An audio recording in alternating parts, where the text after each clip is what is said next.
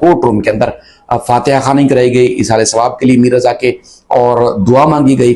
और court room में तमाम जितने भी अफराद वहाँ मौजूद थे उन्होंने दुआ के लिए हाथ उठाए और उमर सियाल साहब ने खुद दुआ पढ़ाई। और कमीशन ने कहा कि उनसे 3 दिन की जो पहली इब्तदाई कार्रवाई है इस दौरान की उसका सारी का सारा जायजा लिया जाएगा। क्या मिसिंग हुई, किसकी गफलत लापरवाही थी, किसने जो है वो जयवकुआ को जो है वो वहाँ सील नहीं किया, वहाँ से एविडेंस कलेक्ट नहीं किए, इस सारी। अस्सलाम वालेकुम दोस्तों, मैं हूं शाहिद हुसैन। उम्मीद करता हूं आप सब खैरियत से होंगे। मेरे यूट्यूब चैनल, फेसबुक पेज और टिकटॉक अकाउंट देख रहे हैं। ये मीर रजा कत्ल केस से मुताल्लिक जुडिशल कमीशन जो तहकीकात कर रहा है या जो मुख्तलिफ अमूर पर जायजा ले रहा है उसकी पहली कार्रवाई थी। और कार्रवाई के फौरन बाद जिब्रान नासिर साहब ने जिस तरह मीडिया से गुफ्तगू की वो हमने कोशिश की आप सब तक पूरी तफसीलात अनएडिटेड जो सारी सिचुएशन है वो पेश करें।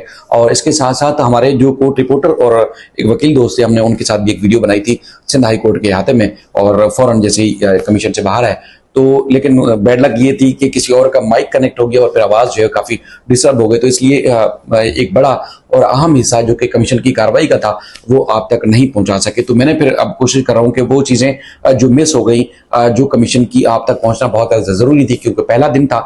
और आज ही परसेप्शन जो वालिदैन के दरमियान या जो ख़ासतौर पर खैर खा है, वेलविशर है, उन तक जाना था, वो परसेप्शन आप तक पॉजिटिव जाए तो जो अंदर की कार्रवाई है, हकीकत जो है वो आप तक पहुंचाना बहुत ज़्यादा ज़रूरी थी। इसलिए मैंने कोशिश कर रहा हूँ कि वो चीज़ें जो हर्फ ब हर्फ वहाँ हुई वो सारी आपके सामने रखूं। और ये कार्रवाई मैंने अकेले नहीं देखी, काफ़ी सारे कोर्ट रिपोर्टर्स, साफ़ी दोस्त भी थे, जिब्रान नासिर साहब भी थे, मीर रजा के वालिद मीर हुसैन साहब भी थे, उनकी वालदा और उनकी बहन, और बाकी बहुत सारे लोग थे जो इसको केस को खासतौर पर मॉनिटर करने के लिए भी पहुंचे हुए थे।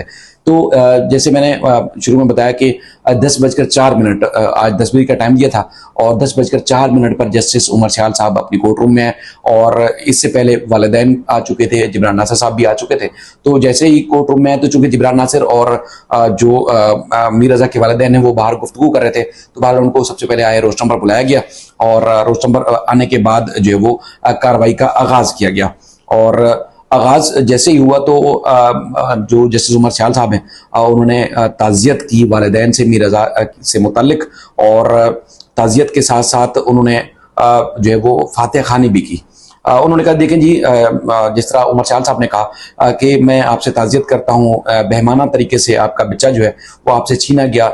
10 बरसों से कत्ल के केसेस की कार्रवाई मैं यहाँ चला रहा हूँ, यानी कि जो मुख्तलिफ ट्रायल कोर्ट से, ATC से, मुख्तलिफ अदालतों से जो मुल्ज़मान सज़ा होके आते हैं, सज़ा याफ्ता होते हैं, या फिर जो जिनके खिलाफ अपीलें सरकार लेके आती है, तो उन केसेस की कार्रवाई सुनते हैं। तो जो क्रिमिनल मामलात हैं उनकी बेहतरीन जज समझे जाते हैं उमर सियाल साहब, तो उनकी अच्छी प्रैक्टिस है इस सारे मामले में। तो उन्होंने वालिदैन को वाज़ेह किया कि जो चीज़ें आएंगी तो ऐसा नहीं है कि पुलिस या कोई भी इदारा इससे जो केस से मुंसलिक है वो आके कुछ भी बोल के चला जाए। मैं 10 साल से इस सारे केसेस की जो उनके साथ मुंसलिक हूँ और बड़े बारीकबीनी से इस तरह के केसेस को जो वो जानता हूँ। उमर सियाल साहब ने कहा कि अहले खाना की तकलीफ का भी मुझे बहुत ज़्यादा एहसास है, आपको केस के एक क्लोजर की ज़रूरत है।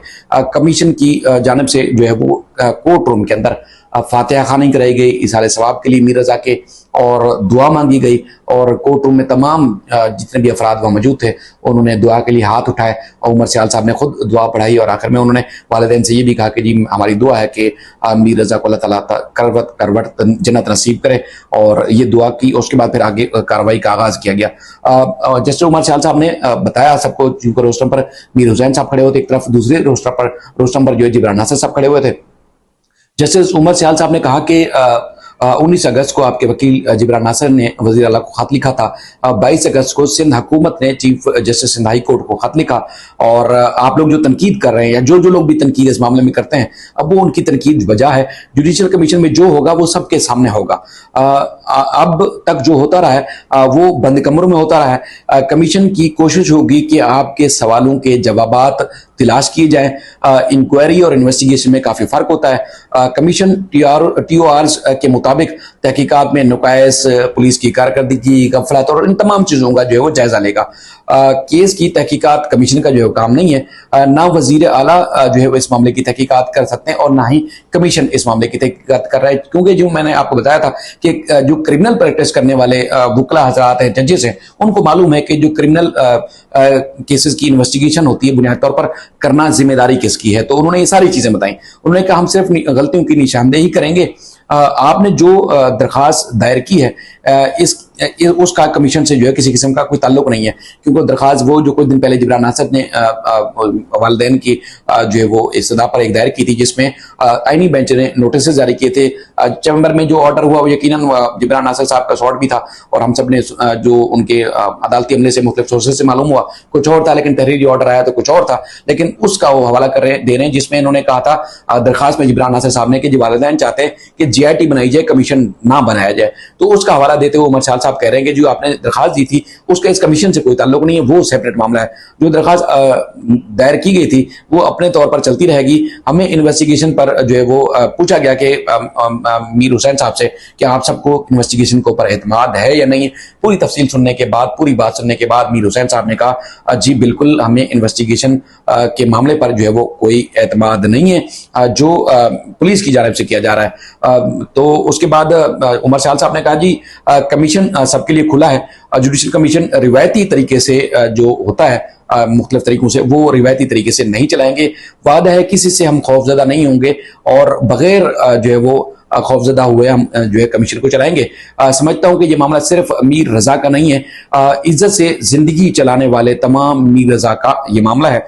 चाहते हैं कि किसी और मीर रजा के साथ ऐसा ना हो। हम अपनी कार्रवाई मुकम्मल करके तजवीज़ हुकूमत को देंगे। उम्मीद है कार्रवाई के दौरान सरकारी महकमों के वकार का ख्याल रखा जाएगा। क्या अहले खाना को कमीशन के ऊपर एतमाद है? तो उस पर जो है वो मीर हुसैन साहब ने कहा जी बिल्कुल, जिस तरह पुलिस के बारे में मैंने आपको बताया कि उन्होंने कहा जो इन्वेस्टिगेशन जिस तरीके से हो रही है, जो उनका तरीकाकार है इन्वेस्टिगेशन का, उसके ऊपर उनको एतमाद नहीं है, लेकिन आप पर एतमाद है, कमीशन के ऊपर एतमाद है। जिब्रान नासिर साहब ने बताया कि जो 19 अगस्त को जुडिशल कमीशन की बात की गई थी, उस वक्त नई इन्वेस्टिगेशन टीम बनी थी। हमने कहा था कि उसको काम करने दिया जाए। पिछली वाली इन्वेस्टिगेशन टीम ने मुजरमाना गफलत की। सिंध हुकूमत ने, जैसे उमर साहब ने कहा कि सिंध हुकूमत से कहा जाएगा कि अखबार में इशारात दे, अगर अवाम के पास कुछ मालूमात हों तो वो भी आकर कमीशन से शेयर करें। एडिशनल सेक्रेटरी साहब, जो कि एडिशनल चीफ सेक्रेटरी साहब थे सिंध के, वो कोर्ट रूम में मौजूद थे, उनको नोटिस करके बुलाया गया था। तो उस पे जो है वो उन्होंने कहा कि आपको हम तरीही तौर पर आगाह करेंगे, और उसके बाद उन्होंने ये भी कहा कि मालूमात के लिए मुख्तलिफ इशारात उर्दू अखबारों, अंग्रेजी और सिंधी अखबारात में भी शाये किए जाएँ। और उन्होंने ये भी कहा कि सिंध हुकूमत को कहा जाएगा कि मालूमात देने वालों को 1 लाख रुपए इनाम भी दिया जाए, जस्टिस उमर सयाल साहब ने कहा। और सिंध हुकूमत पुलिस अफसरान और डॉक्टर्स की फहरिस्त कमीशन को दे, पेश करें, और गवाहान के जो बयानात हैं, मेडिकल रिपोर्ट, असल दस्तावेजात भी हमें पेश की जाएं। कमीशन के रजिस्ट्रार को जो सहूलियात दरकार होंगी वो फराहम की जाएं। जिब्रान नासिर साहब ने कहा कि 20 जो है वो कल रात जो है वो अहले खाना की जो मदद करने वाले जो लोग आते हैं, जो एहतिजाज करते हैं, उसके बारे में उन्होंने बताया कि और ख़ासतौर पर जिन लोगों ने जमानतें भी ली हैं, मुख्तलिफ इन्फ्लुएंसर्स हैं, वकला हैं और मुख्तलिफ शहरी जो कि रोज़ाना की बुनियाद पर एहतिजाज करते हैं। इस दौरान जिब्रान नासिर साहब ने कमीशन के सामने भी ये बात रखी कि कल रात अहले खाना की जो मदद के लिए, एहतिजाज के लिए लोग आते हैं, नर्सरी पर, कभी चार मीनार पर, कभी किस मकाम पर करते हैं, उनके ऊपर 20 अफराद को नामजद करके मुकदमा दर्ज कर लिया गया है। और FIR में कहा गया है कि आपने शारा फैसल पर खड़े होकर जस्टिस फॉर रजा के लिए नारे क्यों लगाए। और मैंने वजीर आला सिंध को लिखे गए खत में कहा था कि पुरानी इन्वेस्टिगेशन टीम की मुजरमाना गफलत देखी जाए, और हमें किसी गवाह के ऊपर जो है वो उसकी बयान की कॉपी भी अभी तक नहीं मिली।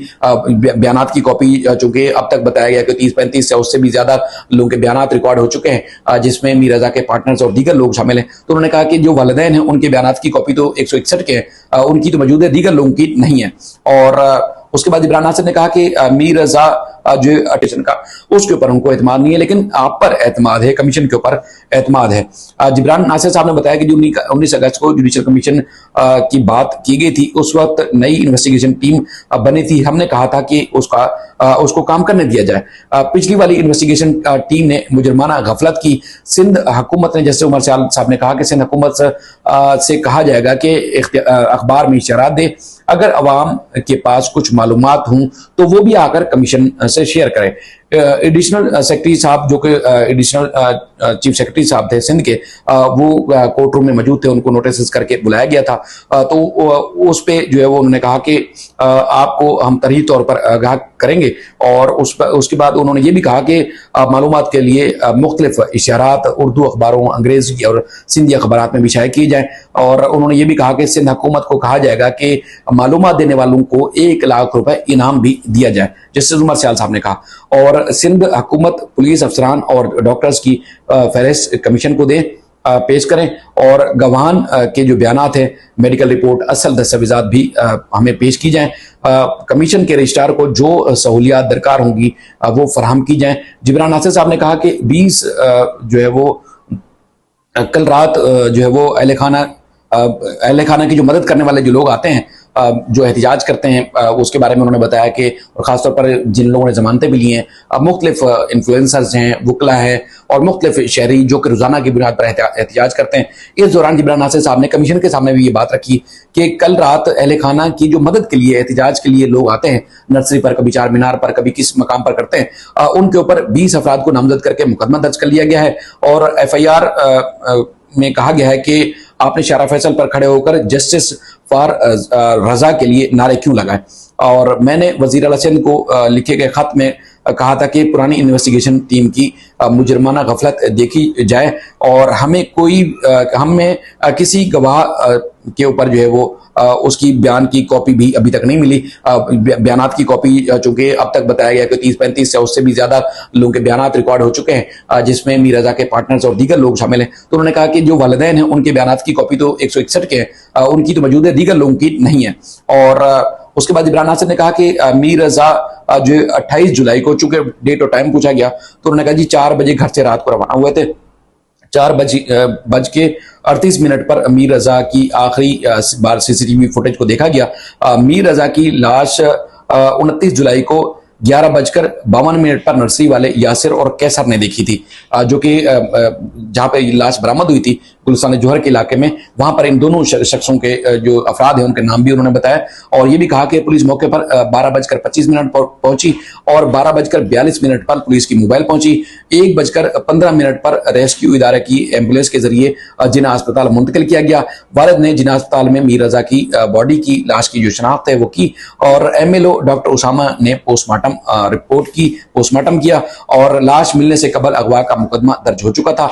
लाश मिलने की CCTV और अहले खाना को दिखाई गई है। उन्होंने ये भी कहा कि इससे पहले की जो CCTV फुटेज है अब तक हमें नहीं दिखाई गई, इस बारे में हमें बिल्कुल नहीं पता। जिब्रान नासिर ने कहा कि 29 जुलाई को डेड बॉडी को की जो लाश है वो मिली थी, तकरीबन दोपहर 1:30 बजे तक जय वक़्फ़ पर पहुंचे थे वालिदैन जो पहुंचे, और 11:30 बजे से 1:30 बजे के दौरान कोई पुलिस एहलकार जो है वो वहां आया था, और वहां पर जो है वो पहुंचे। तो 12:15 बजे 2 पुलिस एहलकार वहां आए, और इनके नाम जो हमें अभी तक नहीं पता चले। ईदी एम्बुलेंस के जरिए लाश पोस्टमार्टम के जरिए जिना अस्पताल मुंतकिल की गई। उसके बाद उन्होंने कहा कि JPMC में कोई पुलिस अफसर था, शायद उसका नाम बताया गया है कि नदीम मुगल है, और मीर रजा के कपड़े जो है वगैरह हवाले किए गए। और कमीशन ने सवाल किया कि पोस्टमार्टम किसने किया था, तो उस पर जिब्रान नासिर साहब ने बताया कि जी MLO डॉक्टर उसामा शेख ने जो है पोस्टमार्टम किया था, और बच्चे की गुमशुदगी का जो मुकदमा था 28 जुलाई को 3:15 बजे जो है वो फिरोजाबाद थाने में दर्ज किया गया था। अच्छा, कमीशन ने चूंकि इस दौरान जो भी कार्रवाई होती रही, कमीशन ने उन 2 पुलिस एहलकारों जो कि मोटरसाइकिल पे पहले पहुंचे थे जय वक़्फ़ पर, जहां से बॉडी मिली थी, उनको नोटिस जारी किए।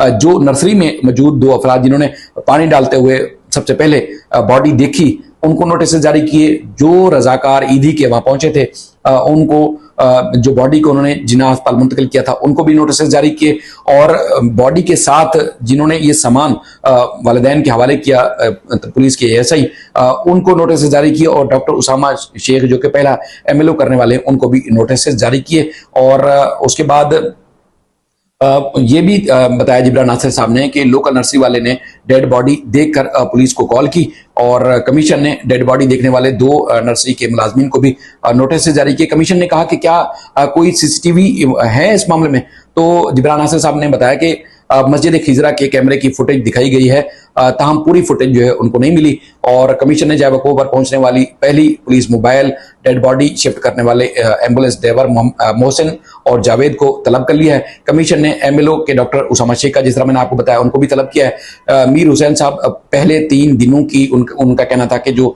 मामला है, यानी कि जब गुमशुदगी हुई, मिसिंग हुई मीर रजा की, और उसके बाद बॉडीज बरामद हुई, और ये सारी जो पहले 3 दिन की कार्रवाई थी उसको हमने देखना है। और ये भी जैसे उमर सयाल साहब ने कहा कि सिंध हुकूमत कल तक तमाम दस्तावेजात फराहम करे ताकि दस्तावेजात का जो है वो जायजा लिया जाए। और एडिशनल चीफ सेक्रेटरी जो मौजूद थे सिंध हुकूमत के, उनको भी कहा कि आप 161 के बयानात जो कि गवाहों के बयानात हैं, अब उनकी कॉपी फराहम करें ताकि 2-3 दिन हमारे पास मौजूद है, हम उसका जायजा लें। और अदालत ने एडिशनल सेक्रेटरी को कहा कि डीएसपी इस मामले में जो तहकीकात में शामिल हैं, उस तहकीकाती टीम में सिराज लशारी तफ्तीश वो आए और हमारी मावनत करे, यानी कि इस कमीशन की, और हमने बहुत सारी चीज़ें उनसे मालूमात भी लेनी है। तो इन्वेस्टिगेशन अहम है, और लेकिन अगर सिराज लशारी आ सके तो हम इनसे पूछकर सारे मामलात की इन्वेस्टिगेशन के मामले में जो है मामलात करेंगे। जिस तरह मैंने आपको बताया कि एक तो ये है कि मंगल के रोज तक जो है कार्रवाई मुलतवी की गई है, और इन तमाम लोगों के जिसके बारे में आपको बताया कि कमीशन ने कहा कि उनसे 3 दिन की जो पहली इब्तदाई कार्रवाई है, इस दौरान की उसका सारी का सारा जायजा लिया जाएगा।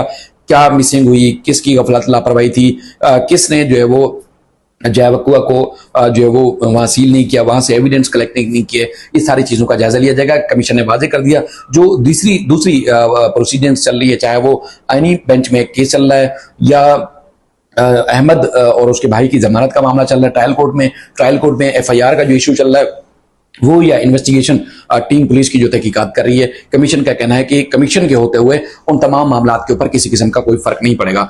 तो एक तो ये चीज हो गई। बाकी जो 20 अफराद थे उन्होंने जमानत ले ली है 5-5 हजार रुपए के मतलकू के बस तमाम, जिसमें अब्दुल्ला जमाल भी है, बहुत सारे लोग हैं जो कि रोजाना एहतजाज में शरीक होते हैं। उन्होंने जमानत लेने के साथ ही ऐलान किया। जिब्रान नासिर साहब ने भी जब कमीशन की कार्रवाई हुई तो सबसे पहले वो आए मीडिया टॉक करने के लिए, उन्होंने उस वक्त भी ऐलान किया कि एक तो उस चीज की मजम्मत करते हैं, दूसरा वालिदैन की मां पर, दूसरा ये है कि एहतजाज तो रुकने वाला नहीं है, एहतजाज तो रुकने वाला नहीं है। उन तमाम लोगों ने जिनको नामजद किया गया था, उन तमाम लोगों ने जिनको नामजद नहीं किया गया, जो लोग हैं उन्होंने सब ने वाजे किया कि एहतजाज का सिलसिला जो है वो जारी रहेगा।